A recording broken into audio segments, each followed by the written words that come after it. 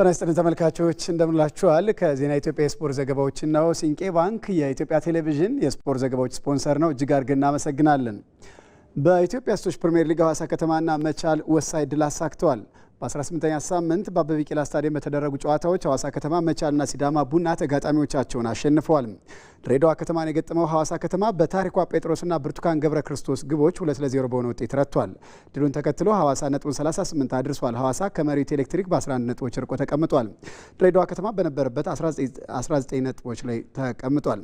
በሌላ ጨዋታ መቻል አርባ ምንጭ ከተማን 5-0 በሆነ ውጤት አሸንፏል። በጨዋታው ኮከብ ተብላ የተመረጠችው መዲና አወል 2 ግቦችን አስቆጥራለች። ገነት ኃይሉ ቶፊት ከዲዮና ሴናፉ አቁማ ተጨማሪ 3 ግቦችን አስቆጥሯል። መቻል በ38 ነጥቦች ሐዋሳን በግብ ክፍያ በመብለጥ ሶስተኛ ደረጃን ይዟል። አርባ ምንጭ በ10 ነጥቦች ወራጅ ቀጠና ላይ ተቀምጧል። ሲዳማ ቡና ባህር ዳር ከተማን በምርትነሽ ዮሐንስ ብቸኛ ግብ አሸንፎ ወሳኝ 3 ነጥብ አሳክቷል። ሲዳማ ቡና ነጥቡን 24 ሲያደርስ ባህር ዳር ከተማ በ10 ነጥቦችን ይዞ ወራጅ ቀጠና ውስጥ ተቀምጧል። ከ18ኛ ሳምንት ጨዋታዎች መጠናቀቅ በኋላም ሊጉን ኢትዮ ኤሌክትሪክ በ49 ነጥቦች ሲመራ ኢትዮጵያ ንግድ ባንክ በ47 ነጥቦች ይከተላል። የሲቢ ኢትዮጵያ ፕሪሚየር ሊግ የአራተኛ ሳምንት ጨዋታዎች ዛሬ መደረግ ሲጀምሩ የሊጉ መሪ ሲዳማ ቡና መሪነቱን ለማጠናከር ከምድረገነት ሽረ ጋር ይጫወታል። በሌላ ጨዋታ መቻል ወደ መሪዎቹ ይበልጥ ለመጠጋት የሚያደርገው እንቅስቃሴ ለማጠናከር ፋሲል ከነማ ጋር የሚያደርገው ጨዋታ ተጠባቂ ሆኗል። መሰረት ተስፋዬ ተጨማሪ ዘገባ አዘጋጅታለች። የዋንጫ ፉክክሩና በሊጉ ለመቆየት የሚደረገው ትግል ባየለበት የሲቢ ኢትዮጵያ ፕሪሚየር ሊግ ከዛሬ ጀምሮ የ24ኛ ሳምንት ጨዋታዎች መከናወን ይጀምራሉ። በሊጉ ዛሬ አዳማና ሐዋሳ ላይ 4 ጨዋታዎች ሲከናወኑ የሊጉ መሪ ሲዳማ ቡና መሪነቱን ለማስጠበቅ ከምድረገነት ሽረ የሚያደርገው ጨዋታ ተጠባቂ ሆኗል። በ42 ነጥብ የሊጉ አናት ላይ የተቀመጠው ሲዳማ ቡና በ23ኛ ሳምንት ከወላይታ ዲቻ ከደረሰበት ሽንፈት ለማገገም የሚያደርገው ጨዋታም ይሆናል። ሲዳማ ቡናዎች የውድድር ዓመቱ 3ኛ ሽንፈታቸውን በወላይታ ዲቻ ማስመዝገባቸውን ተከትሎ ከተከታያቸው ሐዋሳ ከተማ ጋር ያላቸውን የነጥብ ልዩነት ወደ 2 ዝቅ ማድረጋቸው ይታወሳል። በሁለተኛው ዙር የሊጉ መርሃ ግብር መጠነኛ መሻሻሎችን ያሳየው ምድረገነት ሽረ ከ23 ጨዋታዎች 27 ነጥቦችን ሰብስቦ 12ኛ ደረጃ ላይ ይገኛል። ምድረገነት ሽረ በ23ኛ ሳምንት ከፋሲል ከነማ ጋር አቻ ሲለያይ ካለፉት 5 ጨዋታዎች 5 ነጥቦችን ብቻ ነው ማግኘት የቻለው። ሲዳማ ቡናና ምድረገነት ሽረ ከዚህ ቀደም በሊጉ ለ5 ጊዜያት ያህል ሲገናኙ ሲዳማ ቡና 4ቱን ጨዋታዎች በማሸነፍ ቀዳሚው ክለብ ነው። የሁለቱ ክለቦች ጨዋታ አመሻሽ 12 ሰዓት ሲል በአዳማ ሳይንስና ቴክኖሎጂ ዩኒቨርሲቲ ስታዲየም ይደረጋል። በሌላ ጨዋታ አዳማ ላይ ቀን 9 ሰዓት ፋሲል ከነማና መቻል የሚያደርጉት የ24ኛ ሳምንት ሌላኛው ተጠባቂ ጨዋታ ይከናወናል። ከመሪው ሲዳማ ቡና በ7 ነጥቦች አንሶ 4ኛ ደረጃ ላይ የሚገኘው መቻል በዋንጫ ፉክክር ውስጥ መዝለቁን ለማረጋገጥ በሊጉ ወጥ አቋም ለማሳየት የተቸገረውን ፋሲል ከነማን ይገጥማል። በ34 ነጥብ 6ኛ ደረጃ ላይ የተቀመጡት አጼዎቹ ባለፉት 5 የሊግ ጨዋታዎች ማሸነፍ አልቻሉም። ከ5 ጨዋታ ማግኘት ከነበረባቸው 15 ነጥብ 1 ነጥብ ብቻን ያገኙት ፋሲሎች በዛሬው ጨዋታ ድል አድርገው ደረጃቸውን ለማሻሻል ይፋለማሉ። መቻል በበኩሉ ባለፉት 3 ጨዋታዎች ያልተሸነፈ ሲሆን ያለመሸነፍ ጉዞውን ለማስቀጠልና ወደ መሪዎቹ ይበልጥ ለመጠጋት ይፋለማል። በሌላ የዛሬ መርሃ ግብር ባለፉት 2 የሊግ ጨዋታዎች በተከታታይ አቻ የወጣው ሀዲያ ሆሳና ደረጃውን አሻሽሎ ከስጋት ቀጠና ለመራቅ በተመሳሳይ ሰዓት ከሸገር ከተማ ይጫወታል። ከአንድ ወር በኋላ በ23ኛ ሳምንት ቅዱስ ጊዮርጊስን አሸንፈው 3 ነጥብ ያሳኩት ሸገር ከተሞችም በተመሳሳይ ከወራጅ ቀጠና ስጋት ለመራቅ የሚያከናውኑት መርሃ ግብር ሆኗል። ሀዲያ ሆሳና በ29 ነጥብ 9ኛ ደረጃ ላይ ሲገኝ ሸገር ከተማ ደግሞ በ2 ነጥቦች አንሶ በ27 ነጥብ 14ኛ ደረጃን ይዟል። በውድድር ዓመቱ 13 ያቻ ውጤቶችን በማስመዝገብ ቀዳሚው ክለብ የሆነው ባህር ዳር ከተማ በ24ኛ ሳምንት ከቅዱስ ጊዮርጊስ ጋር አመሻሽ 12 ሰዓት የሚያደርገው መርሃ ግብር ትልቅ ትኩረትን አግኝቷል። አንድ ቀሪ ጨዋታ ያለው በ25 ነጥብ 17ኛ ደረጃ ላይ የተቀመጠው ቅዱስ ጊዮርጊስ ከወራጅ ቀጠና ለመውጣት የሚያደርገው ወሳኝ ጨዋታ ነው። በ28 ነጥብ 10ኛ ደረጃ ላይ የተቀመጠው የአሰልጣኝ ደጋረገ ይግዛው ቡድን ባህር ዳር ከተማ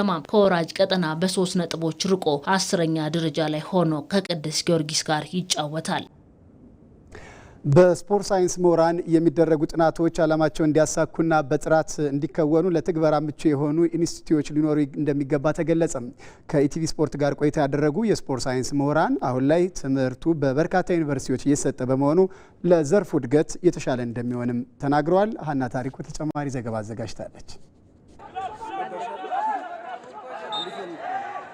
የከፍተኛ ትምህርት ተቋማት በእውቀት የታነጹ ብቁ ዜጎችን የማፍራት ትልቅ ኃላፊነት እንዳለባቸው ይታወቃል። ተቋማቱ እንደሌሎች የትምህርት አይነቶች ሁሉ በስፖርት ዘርፍም ቢሆን የተማሩ ዜጎችን ከማፍራት ባለፈ ሴክተሩ እንዲያድግ ችግሮችን የሚፈቱ ጥናትና ምርምሮችን የማከናወን የስፖርት ማህበራትና ፌዴሬሽኖችን ማገዝ ሌላኛው ተግባራቸው ነው። አሁን ላይ በበርካታ ዩኒቨርሲቲዎች የስፖርት ሳይንስ ትምህርት እየተሰጠ መሆኑ እንደ መልካም አጋጣሚ መጠቀም አለብን ሲሉ በዘርፉ እየሰሩ የሚገኙ ባለሙያዎች ይናገራሉ። ስፖርቱ በሙያ ተደግፎ ሳይንሳዊ በሆነ መልኩ የተሰጠበት ያለው ሁኔታ ቀደም ብሎ ከነበሩት በሁኔታው የተሻለ ነው። ምክንያቱም ባለሙያዎችም በአሁኑ ሰዓት በፒኤችዲ ደረጃም ብዙ ባለሙያዎች አሉ። ስፖርቱ እድገት አለው። አካዳሚዎች ተከፍተው ሳይንሳዊ ጥናትና ምርምር እየተደረገ ነው ያለው። ስፖርቱ በሳይንስ የተደገፈ ነው ያለው። አካዳሚዎች ከህፃናት ጀምሮ ከአንደር 13 ጀምሮ ሳይንሳዊ እውቀት እየሰጡ ስለሆነ በዓለም አቀፍ ውድድሮች መሳተፍ የሚችሉ ባለሙያዎች እየወጡበት ያለ ሁኔታ መሻሻሎች ያለበት ሁኔታ ጋፑ እየጠበበበት ያለ ሁኔታ ነው ያለው። ግን ወደፊትም ብዙ ስራ መሰራት አለበት ብዬ አስባለሁ። በስፖርት ሳይንስ የሚደረጉ ጥናትና ምርምሮች ውጤታማ ላለመሆናቸው ደግሞ ኢንስቲትዩት አለመኖሩ አንዱ እንቅፋት መሆኑን ባለሙያዎቹ አክለዋል። የመጀመሪያው ህብረት ነው። አሶሲዬሽን መኖር አለበት። ህብረት ነው። አሶሲዬሽን ግድ ነው። አሶሲዬሽን በሌለበት ውስጥ ምንም አይነት እድገት አይኖርም።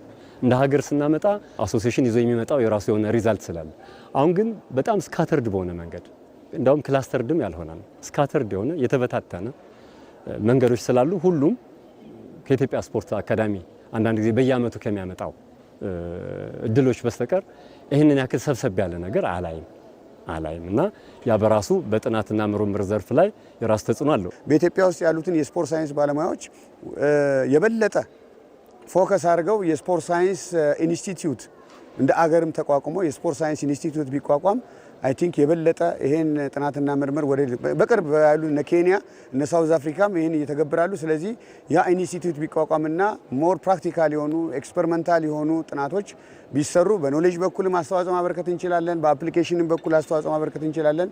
ክለቦችም ለሚሰሩት አሰራር በማኔጅመንት በኩልም በሳይኮሎጂም በኒውትሪሽንም ብዙ ለውጦች ማምጣት ስለምንችል ጥሩ ውጤት እናመጣለን። በየዓመቱ በሀገራችን በርከት ያሉ ጥናትና ምርምሮች የሚደረጉ ቢሆንም በጥራት መከናወናቸውና ተግባር ላይ መዋላቸው ግን ሊታሰብበት እንደሚገባም ተጠቁሟል።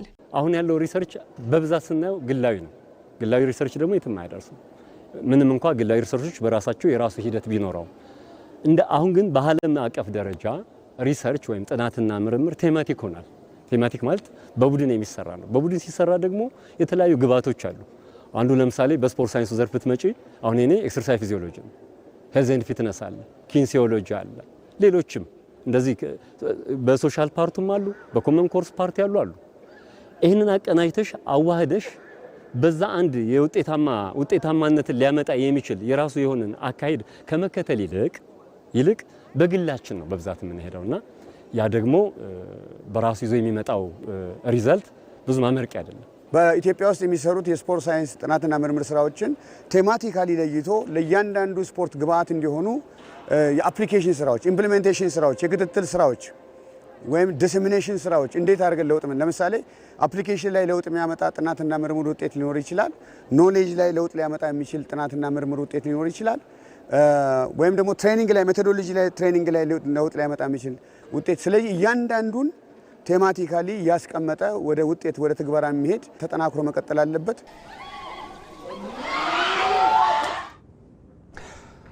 ታላቁ ሩጫ በኢትዮጵያ መጋቢት 13 ከሚያካሄደው ከዋናው ቅድሚያ ለሴቶች የሳፋሪኮም የ5 ኪሎ ሜትር ሩጫ አስቀድሞ በየዓመቱ በእቴጌ መነን የሴቶች አዳሪ ትምህርት ቤት የሚያደርገውን የመጨረሻ ጋዜጣዊ መግለጫ ዛሬ ሰጥቷል።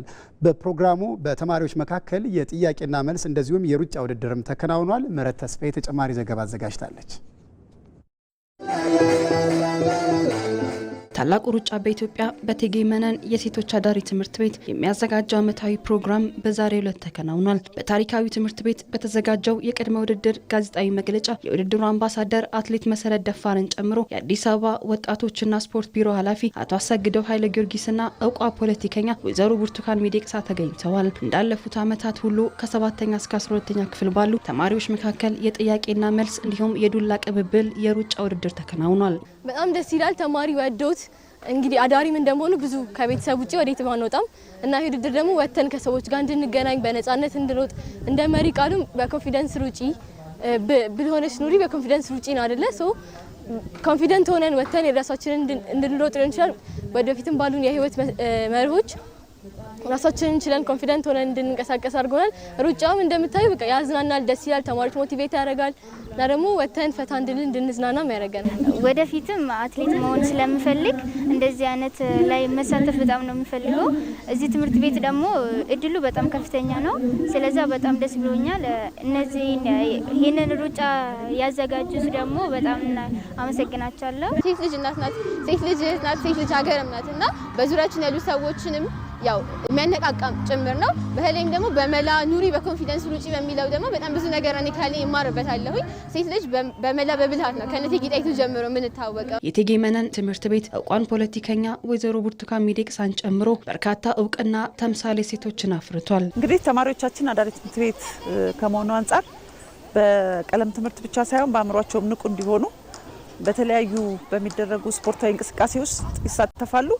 በተለይ ደግሞ ያው ይሄ ሩጫ ሴቶች ብቻ የሚሳተፉበት ሩጫ ስለሆነ እኛም ከተጀመረ ጀምሮ በተከታታይ ተማሪዎቻችንም ድጋፍ ሰጪ ሰራተኞች መምህራኖቻችንም ሴቶቹ በሙሉ ይሮጣሉ፣ በንቃት ይሳተፋሉ። በየአመቱ በጉጉት የምንጠብቀው ነው። ተማሪዎቻችን ከዚህ ከግቢ ወጥተው ከተማዋ ላይ ያለውን የሚሰሩትን ስራዎችም እያዩ የተዝናኑ የሚሮጡበት ነው። ቅድሚያ ለሴቶች የሳፋሪኮም የ5 ኪሎ ሜትር ሩጫ የኢትዮጵያ ሴቶችን ስኬት በማብሰርና ተምሳሌት በማድረግ 23 ዓመታትን በስኬት ተጉዟል። በየአመቱ እንደምናደርገው ዛሬ በእቴጌ መነን የሴቶች ትምህርት ቤት ነው የተገኘ ነው። በሴቶቹ ሩጫ የ2018 ሳፋሪኮም ቅድሚያ ለሴቶች ውድድር በሚቀጥለው ሳምንት መጋቢት 13 ይካሄዳል። ለሱ እንደ መንደርደሪያም በተለይ ደግሞ ከሃይ ስኩል ተማሪዎች ላይ ጋር እድሜያቸው ከ13 እስከ 15 እስከ 16 ያሉ ልጆች ጋር አብረን ጠዋቱን ለማሳለፍ ነው ዛሬ እዚህ የመጣ ነው። ፕሮግራሙ በጣም ደስ ይል ነበር። ልጆቹ ሴቶች ብቻ እንደመሆናቸው ያላቸው ኮንፊደንስ ያላቸው አቅም ደስ የሚል ነበረ። የተለያዩ ፕሮግራሞችን አድርገን ጥሩ ጠዋት አሳልፈናል። የዘንድሮ የውድድሩ ቀን የምንጨማምራቸው አዳዲስ ነገሮች ይኖራሉ። የተለያዩ የውድድር አይነቶች ይኖሩናል። አንደኛው ለካንሰር ሮጣለሁ የሚል ከካንሰር የዳኑ ተሳታፊዎች የሚወዳደሩበት አዲስ የውድድር ካቴጎሪ ይኖረናል ዘንድሮ። ሌላው ያው ውድድሩ የምናደርግበት መንገድ በጣም ተሻሽሏል። በአትላስ መንገድ ላይ ነው የምናደርገው ውድድሩ። እሱ መንገድ ላይ ደስ የሚል ጠዋት እናሳልፋለን። በኢሮፓ ሊግ የጥሎ ማለፍ የመጀመሪያ ዙር ጨዋታዎች ትናንት ተደርገዋል። ፖርቶ ሽቱትጋርትን 2-1 በሆነ ውጤት አሸንፏል። አስቶን ቪላ በበኩሉ ሊልን በኦሊ ዋትኪንስ ግብ ረቷል። ቦሎኛ ከሮማ 1-1 ተለያይተዋል። ፌዴሪኮ ቤርናርዲሽኪ ለቦሎኛ፣ ሎሬንዞ ፔሌግሪን ለሮማ ግቦችን ያስቆጠሩ ተጫዋች ናቸው። ፓናቲኒያኮስ ሪያል ቤቲስን 1-0 ረቷል። ጌንክ በበኩሉ ፍራይቦርግን 1-0 በሆነ ውጤት ማሸነፍ ችሏል። ፍራንክ ቫሮስ ከብራጋ ጋር ያደረጉት ጨዋታ በፍራንክ ቫሮስ አሸናፊነት ነው የተጠናቀቀው። ሊዮን ከሴልታ ቪጎ ያደረጉት ጨዋታ በአቻ ውጤት ሲጠናቀቅ በሜዳው ሚትላንድን የገጠመው ኖቲንግሃም ፎረስት ደግሞ ተሸንፏል። የመልስ ጨዋታዎች በቀጣይ ሳምንት ይደረጋሉ። ለሰዓቱ የተዘጋጁ የስፖርት ዘገባዎች ተጠናቀዋል። ሀብታሙ ካሴ ነበርኩ። ያላችሁበት ሰናይ ጊዜን ተመኘው።